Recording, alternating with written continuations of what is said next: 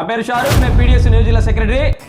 June July వస్తుందంటే విద్యార్థుల తల్లిదండ్రులు వాళ్ళ పుస్తకాలు తాకట్టు పెట్టి ప్రైవేట్ మరియు కార్పొరేట్ స్కూల్లోకి వెళ్ళి పుస్తకాలు కొనే పరిస్థితి మనం చూసుకుంటాం.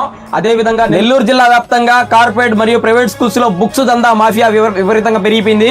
సో పీడిఎస్యు ఆధ్వర్యంలో ఈ నెల 14వ తేదీ దశల వారీగా అనేక చోట్ల జిల్లా నలుమూల ఏ ప్రాంతం అయినా సరే బుక్స్ అధిక అమ్ముతుంటే విద్యార్థుల తల్లిదండ్రులు మేము తెలియజేస్తా ఉన్నాం.